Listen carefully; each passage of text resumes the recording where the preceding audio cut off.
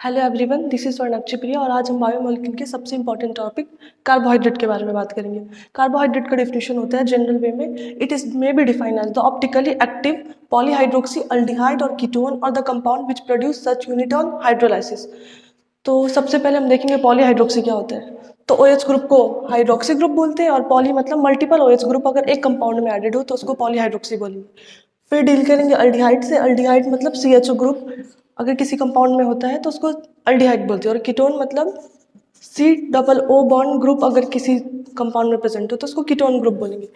तो कार्बोहाइड्रेट एक ऐसा कंपाउंड है जिसमें मल्टीपल हाइड्रोक्सी ग्रुप भी होता है, मतलब बहुत सारे OH ग्रुप भी होते हैं, उसमें अल्डिहाइड ग्रुप भी हो सकता है या फिर कीटोन ग्रुप भी हो सकता है, या फिर हाइड्रोलाइसिस करने के बाद ऐसा कोई यूनिट बन जाए उसको कार्बोहाइड्रेट बोलते हैं। कार्बोहाइड्रेट प्राइमरी प्लांट प्रोड्यूस करता है क्योंकि plant after photosynthesis glucose produce करता है और ग्लूकोज एक कार्बोहाइड्रेट है।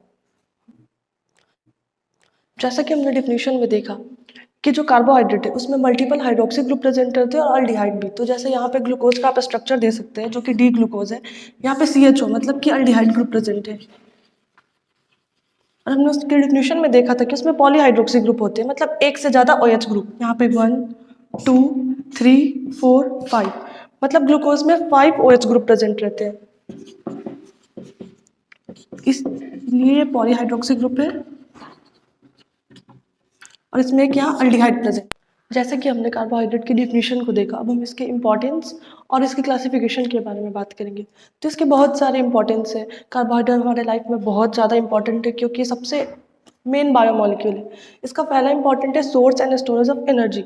ये एनर्जी के सोर्स का भी काम करता है और एनर्जी के स्टोरेज का भी काम करता है। जैसे कि प्लांट में या the source of energy glucose में, जैसे कि ग्लूकोज है वो प्लांट या एनिमल में सोर्स ऑफ एनर्जी का काम करता है। जैसे हमारे बॉडी में जितना ज़्यादा ग्लूकोज होगा उतना ही हम एक्टिव होंगे, जबकि ये प्लांट में एज ए स्टार्च स्टोर होता है और एनिमल में एज अ ग्लाइकोजन। मतलब कि अगर हमारे बॉडी में बहुत ज़्यादा ग्लूकोज है और उसे उसे हम स्टोर करना चाहते हैं तो एनिमल बॉडी में एज अ ग्लाइकोजन स्टोर हो जाएगा लीवर में। फिर जब हमें उस ग्लूकोज की नीड होगी तब वो हमारा बॉडी धीरे धीरे उस ग्लाइकोजन को ग्लूकोज में कन्वर्ट करके और यूज़ करेगा हमारे बॉडी के वेरियस फंक्शंस के लिए। और प्लांट में एज ए स्टार्च ये स्टोर होता है। जब प्लांट को अपने मेटाबॉलिक एक्टिविटीज़ या फिर फोटोसिंथेसिस या फिर और भी अदर फंक्शन करने होंगे तब उसमें जो स्टार्च है वो धीरे धीरे ग्लूकोज में पहले कन्वर्ट होगा, फिर प्लांट के बहुत सारे मेटाबॉलिक एक्टिविटी में हेल्प कर देगा। अब बात करते हैं हमारे नेक्स्ट इंपॉर्टेंस के बारे में, जो कि है स्ट्रक्चरल कंपोनेंट। जो भी एक स्ट्रक्चरल कंपोनेंट है हमारे बॉडी के, जैसे कि स्किन हो गया, हमारा बोन हो गया, या फिर प्लांट में सेलुलोज हो गया जो कि उसका आउटर कवर बनता है सेल वॉल, उसका एक बहुत ही इंपॉर्टेंट पार्ट है सेलुलोज जो प्लांट का सेल वॉल है।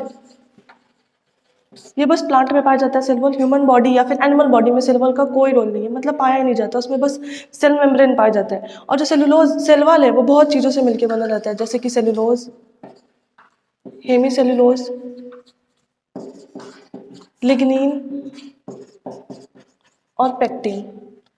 तो सेल वॉल जो प्लांट सेल में बस पाया जाता है वो इन 4 चीज़ों से मिलकर बना है, सेलुलोज, हेमीसेलुलोज, लिग्निन और पेक्टिन।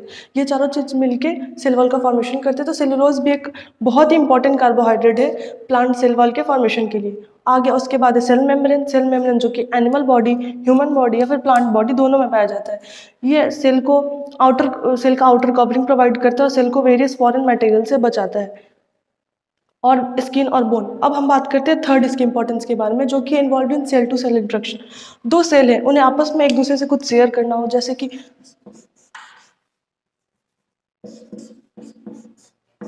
दो सेल ये आपस में कनेक्ट होते हैं प्लाज्मोडेस्माटा से।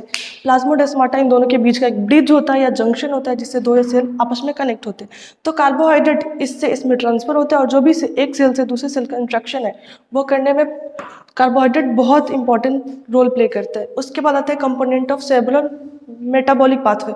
बहुत सारे हमारे बॉडी में मेटाबॉलिक पाथवेज चलते हैं जिनका एक कंपोनेंट कार्बोहाइड्रेट है। अब हम बात करते हैं अपने 5th पॉइंट के बारे में, जो कि है कि जो कार्बोहाइड्रेट है वो बहुत ही इंपॉर्टेंट बायोमोलिक्यूल है अर्थ पे।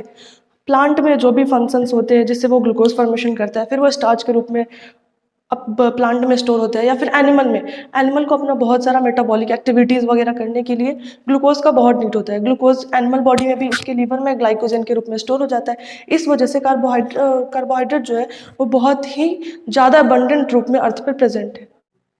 हमने अभी तक देखा कार्बोहाइड्रेट की इंपॉर्टेंस और उसके डिफिनेशन के बारे में। अब हम देखते हैं दुनिया में जितने भी कार्बोहाइड्रेट है वो एक फिक्स्ड एम्पेरिकल फार्मूला को फॉलो करते हैं, जैसे कि वो फार्मूला है CxH2O का होल x।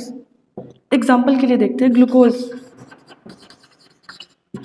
ग्लूकोज का एम्पेरिकल फार्मूला होता है C6H12O6।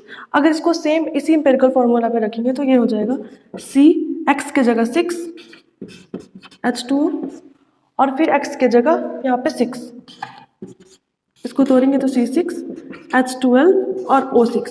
वैसे ही दूसरा एग्जाम्पल लेते हैं हम शुगर का। शुगर का फार्मूला होता है C12 C11H22 और O11।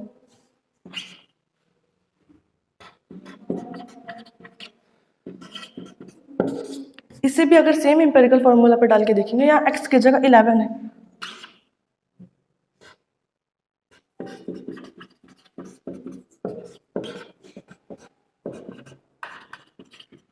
हमने देखा यहाँ जो दोनों है ग्लूकोज और शुगर, दोनों इस एम्पेरिकल फार्मूला पे रखने पे उसका आंसर वही आ रहा है, जबकि बहुत ऐसे कंपाउंड्स हैं जो इस रूल को फेल कर देते हैं। जैसे कि यहाँ एग्जांपल देखते हैं, some compounds which are chemically carbohydrate but do not obey the empirical formula. कुछ ऐसे कंपाउंड है जो कि केमिकली तो कार्बोहाइड्रेट है बट जो इसका एम्पेरिकल फार्मूला है CxH2O का होल x उससे फॉलो नहीं करते। एग्जांपल है डिऑक्सीराइबोज। डिऑक्सीराइबोज का केमिकल फार्मूला हो जाता है C5H10O5, जबकि हमने जिस एम्पेरिकल रूल को पढ़ा है उसके हिसाब से इसका एम्पेरिकल फार्मूला होना चाहिए C5H10O5, जबकि इसे ओबे नहीं करते। वैसे ही हम देखेंगे रैमनोज जिसका एम्पेरिकल फार्मूला होना चाहिए C6H12O6, जबकि इसका एम्पेरिकल फार्मूला होता है C6H12O5 और ये कार्बोहाइड्रेट के इस एम्पेरिकल फार्मूला को फॉलो नहीं करता है। वैसे ही हम रैमनोहेक्सेनोज का भी देखेंगे, इसका होना चाहिए C7H14O7, लेकिन इसका होता है C7H14O6। ये भी कार्बोहाइड्रेट के इस रूल को फॉलो नहीं करता है, जबकि ये लोग केमिकली कार्बोहाइड्रेट्स होते। पहले हमने ऐसे कार्बोहाइड्रेट्स को देखा था जो केमिकली कार्बोहाइड्रेट थे, लेकिन जो कार्बोहाइड्रेट का एम्पेरिकल फार्मूला है जो कि है CxH2O का होल x, इस एम्पेरिकल फार्मूला को फॉलो नहीं कर रहे थे। अब हम ऐसे कंपाउंड्स के बारे में बात करेंगे जो कि केमिकली तो कार्बोहाइड्रेट्स नहीं है, लेकिन कार्बोहाइड्रेट का ये जो जनरल फार्मूला है इस रूल को ओबे करते हैं। सबसे पहले हम देखेंगे फॉर्मल्डिहाइड, जो कि एक अल्डिहाइड है। इसका फार्मूला होता है HCHO या फिर CH2O। इसे हम इस एम्पेरिकल फार्मूला पे रखेंगे तो ये हो जाएगा C1H2O का होल 1। ये कार्बोहाइड्रेट ना होते हुए भी कार्बोहाइड्रेट के इस जनरल फार्मूला को फॉलो कर रहा है। फॉर्मल्डिहाइड हमारे डे टू डे लाइफ में बहुत जगह यूज़ होता है, जैसे कि पेंट्स में। उसके बाद हम बात करते हैं एसिटिक एसिड के बारे में। एसिटिक एसिड जो कि एक एसिड है, ये भी कार्बोहाइड्रेट के रूल को फॉलो करता है।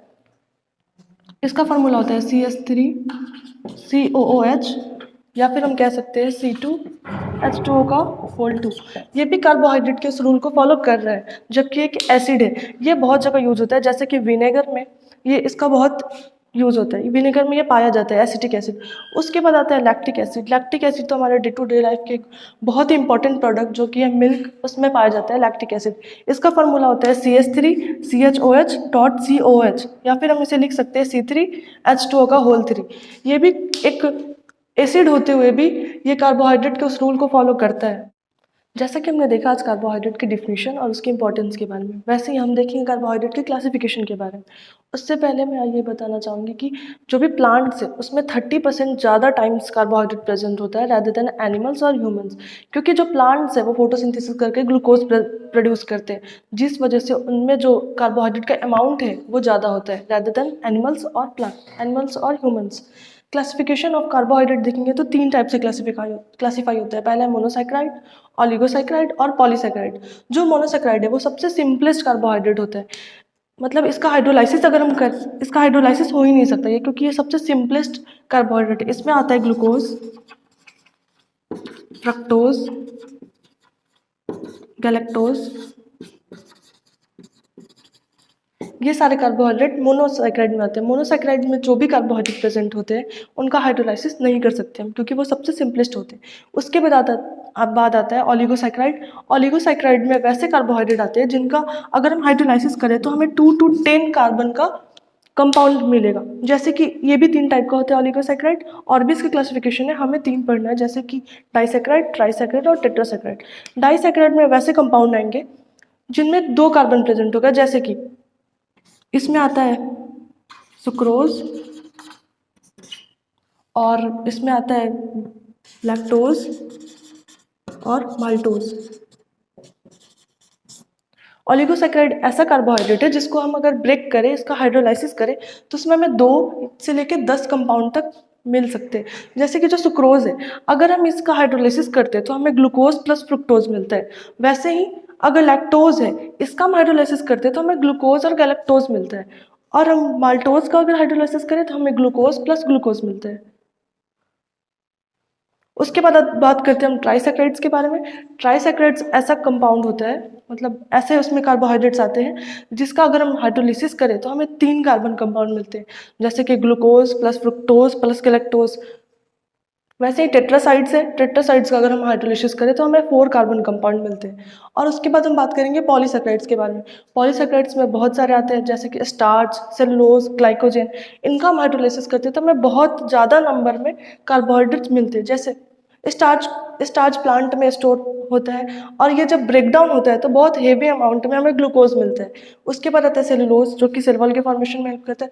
ग्लाइकोजन ह्यूमन बॉडी में लीवर में स्टोर होता है, और जब इसका ब्रेक डाउन होता है तो हमें हाई अमाउंट में ग्लूकोज मिलता है। और भी कार्बोहाइड्रेट का क्लासिफिकेशन है, जैसे कि शुगर, नॉन शुगर, उसे हम नेक्स्ट वीडियो में पढ़ेंगे। और एक एक करके इन सारे को डील करेंगे, जैसे कि मोनोसैकेराइड, ओलिगोसैकेराइड, पॉलीसैकेराइड, इनका केमिकल प्रॉपर्टीज, इनका फिजिकल प्रॉपर्टीज हम नेक्स्ट वीडियो में डील करेंगे। तब तक के लिए चैनल को लाइक करें, सब्सक्राइब करें, और अच्छा लगे तो शेयर करें। Thank you.